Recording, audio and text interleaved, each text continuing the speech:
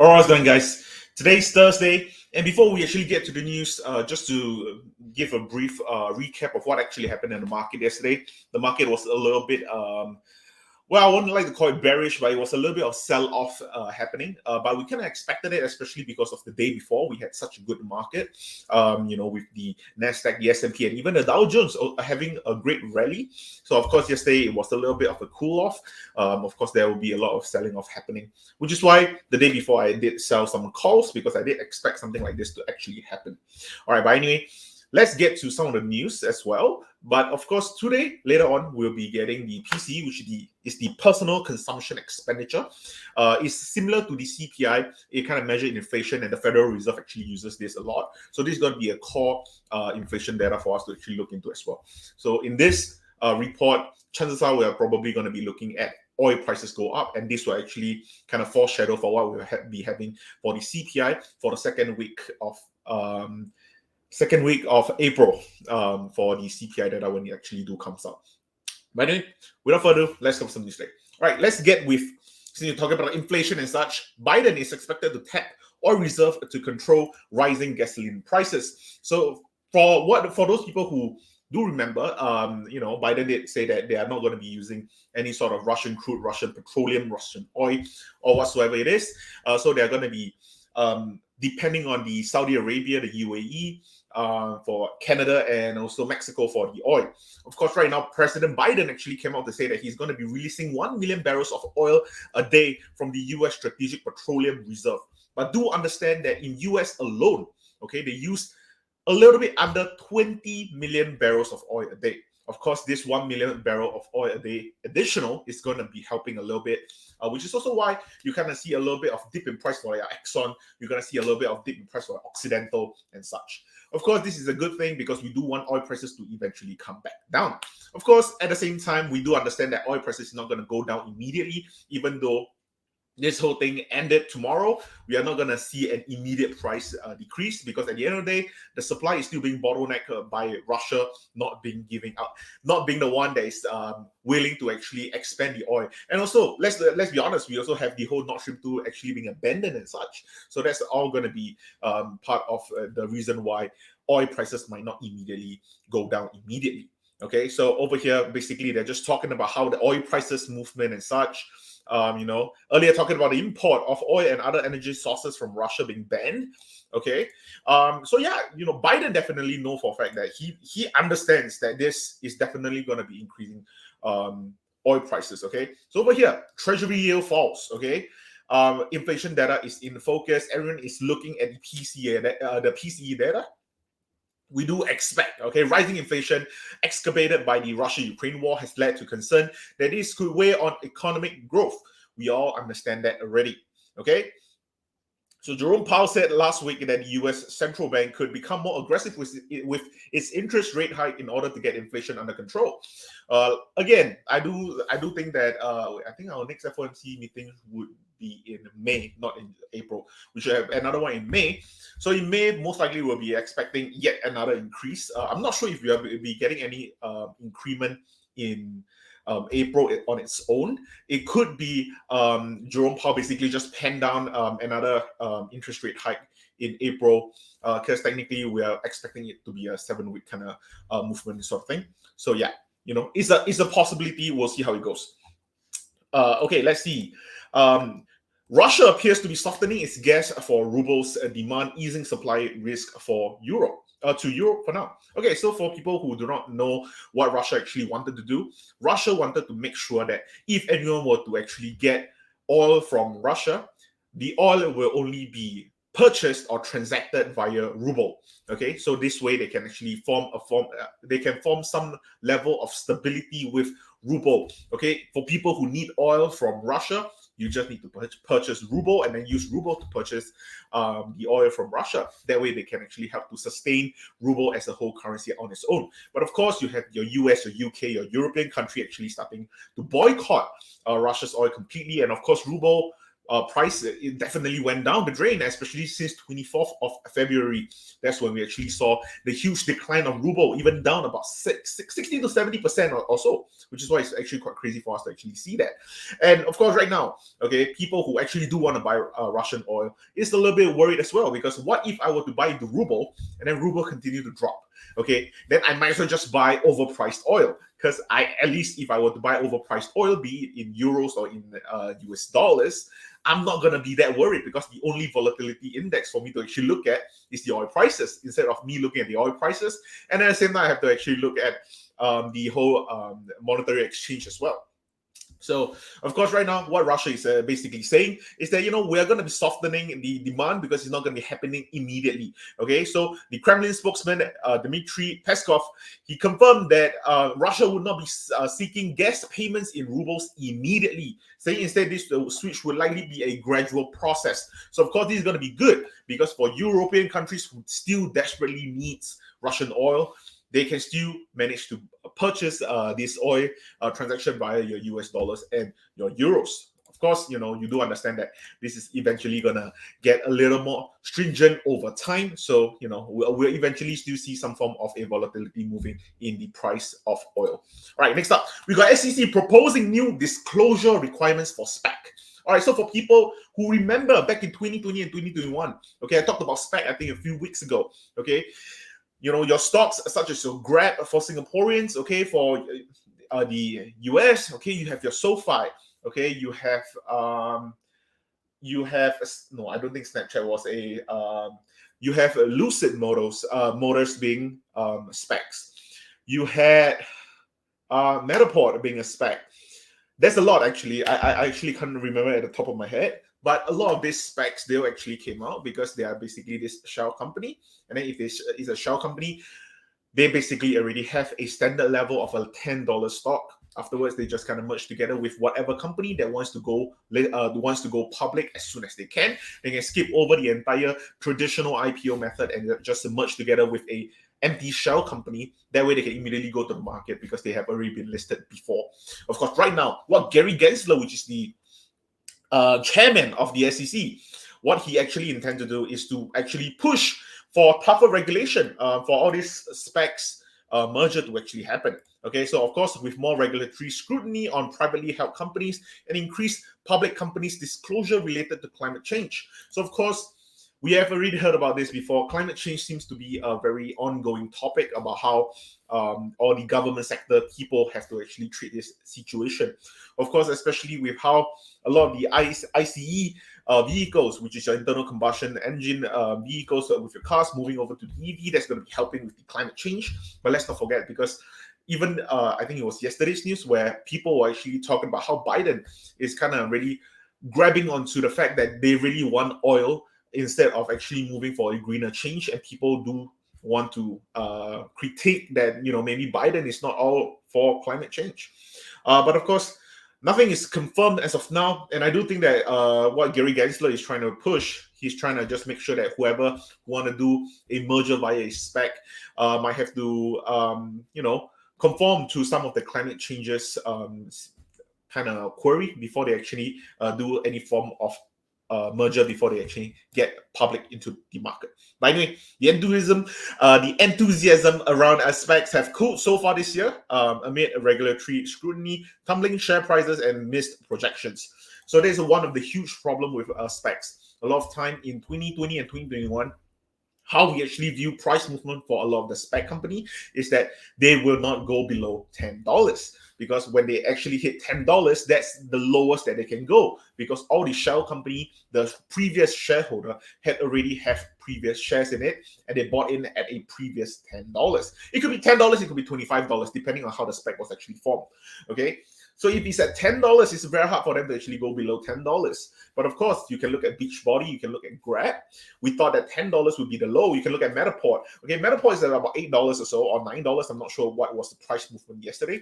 Grab is at about $3. I think Beachbody is about $1 or so.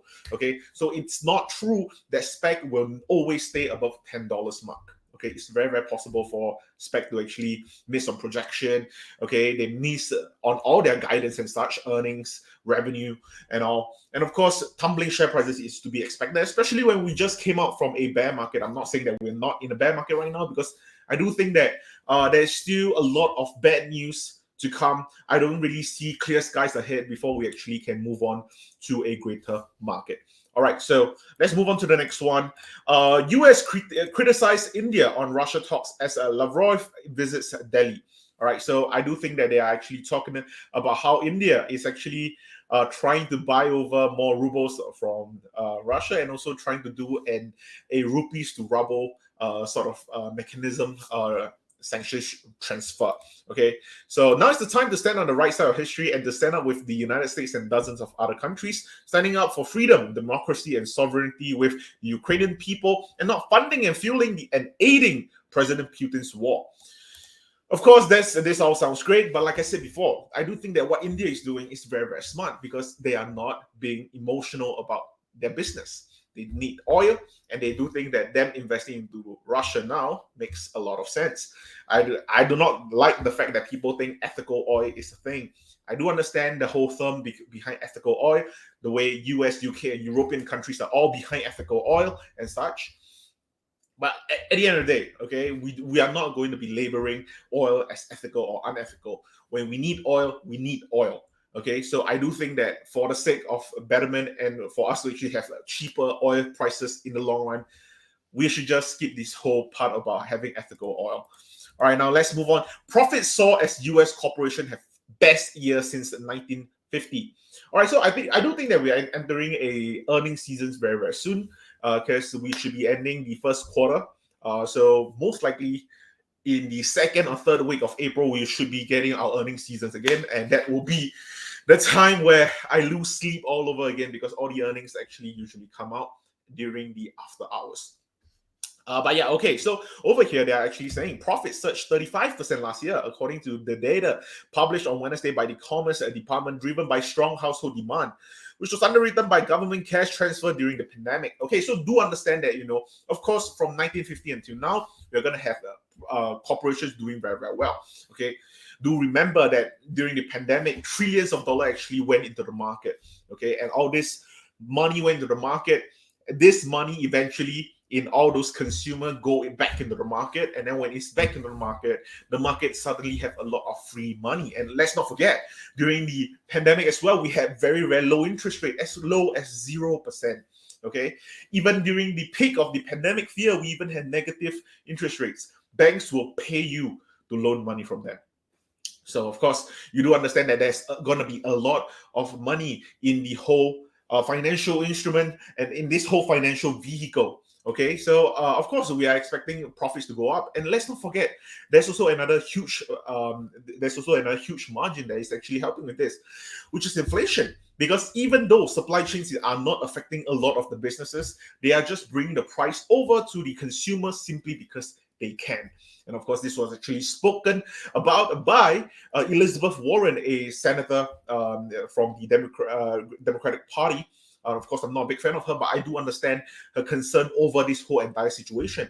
Whereas a lot of companies, they are actually getting more profits. And because of this whole inflation, failed supply chain situation happening in the whole world, okay, they're actually increasing their prices simply because they can. And I think that that's going to be further helping with the profits of the company as well, which is why you can see that corporations are actually doing really, really well since 1950. All right, so in all 4 quarters of the year, the overall profit margin stayed above 13%, a level reached in just one other 3-month period during the past 70 years. So yeah, we do understand that, corporations in general are doing really, really well. Okay, so next up, let's talk about Apple weighs more memory chip suppliers, including China. Kioxia mishap may mean more business for rival memory makers. One option is including a Chinese supply for the first time. So Apple is exploring new sources for the memory chips that go into iPhones, including potentially its first Chinese provider after a production disruption and a key Japanese partner exposed the risk to its global supply. It's considering expanding a roster of suppliers that already includes a Micron, Samsung Electronics, Kioxia, holdings lost a batch of output to contamination in February. People familiar with the matter said, while Samsung and SK Hynix, the world's largest maker of flash memory, are likely to pick up the slack. Apple remains keen to diversify its network and offset the risk of further disruption from the pandemic shipping snarls. That's it. So yeah, Apple right now, they're actually, instead of then doubling down into those suppliers that they do think that, can cut down on their costs and such, they think that it's better for them to actually diversify. Okay, it's kind of the same as how we are actually investing in the market, even though we like a certain stock. Okay, be it if you're a Tesla bull, you're an Apple bull, or whatever it is. Okay, you might like a company a lot, but at this kind of time, it's better for you to actually diversify a little bit, even if you have to buy a little bit of companies that you might not 100% like, but you do know that they might be able to help with your portfolio in bad times. So I do think that what Apple is doing is not out of this world. I do think that they are smarter by them actually inviting a Chinese provider for some of their memory chips in the long run. Of course, I do think that Micron is going to be a huge player in this whole memory chip place. So yeah, we have to see how it actually go on from here. All right. Anyway, next up, Ukraine crypto banker describes how war is changing his life. Okay, this is more of an opinion article, but yeah, I do think that they are just talking about how because of the whole Russia-Ukraine situation, people are using crypto more, people are being introduced to crypto more, and people are trading crypto more. So of course, for people who are actually a crypto banker, a crypto exchange, a broker, and people who are generally in crypto, they're definitely going to be doing a lot better. And at the same time, it's not just they're doing better because of what they are doing, because at the same time, it's also for the betterment of the whole country. That's how they actually get some form of a resources to help them fund this current ongoing invasion, for them to actually help to fight back, for them to actually get some more resources from other countries as well. All right, now next up, we are going to be talking about Jamie Dimon, which is JP Morgan's CEO, collecting $56 million after all incentive snowballs. I don't think there's something super crazy about this. This is just a very, very standard conglomerate style work. Okay, getting 56 million of JP Morgan before taxes from an incentive program that the bank valued at least half that much just 3 years ago. So yeah, just basically him getting paid. Okay, nothing crazy about this. Now, for the final news, let's talk about Singapore PM saying that Ukraine war poses awkward questions for China. Beijing's close tie to Moscow won't cost China in Asia, of course, because for Asia, okay, inside Asia, China is definitely one of the bigger players, and we do not dare to say anything to China at all. Okay, and Lee Hsien Loong says China unlikely to volunteer mediator role in Ukraine. Which, of course, I do expect that to be the case, because China have already volunteered to be the mediator role in Russia over 3 to 4 times in the past 2 months or so. And it's great, okay? It's great that they're trying to do so. But of course, we do not expect China to actually volunteer to be the mediator role in Ukraine, because, of course, for Ukrainians, they do harbor some form of a hate towards Chinese as well, simply because they do understand of the whole no limits friendship between Russia and China. But I did go through the whole Singapore Prime Minister Lee Hsien Loong's speech with Biden, and I thought that, I'm very, very happy that our country is led by a great leader. So, of course, I don't think that I'm going to bore you guys with this, because this is about like a 2 hours speech and such. But anyway, something that's interesting, okay, I think it presents them with awkward questions, because on Ukraine, it violates the principle which the Chinese hold very dearly: territorial integrity and sovereignty and non-interference. And if you do that to Ukraine, and if the Donbas can be considered as enclaves and maybe republics, or other parts of non-Han China. So this is a very difficult question. Of course, Lee Hsien Loong did bring up some very, very important factors about how this whole Ukraine Russia situation is going to be turning out, especially for China, because China is going to be stuck between a rock and a very hard place. But anyway, that's all we have for today's news. I don't want to let this drag on any longer. Tomorrow, I'll be talking about my weekly trades, as always, on a Friday. And of course, tomorrow, then I will also go through with the PCE, because although PCE is a core inflation data, I'm not going to be covering it immediately, because I still have another appointment with a client in a little bit. So anyway, thank you guys so much for watching, and I'll see you guys tomorrow.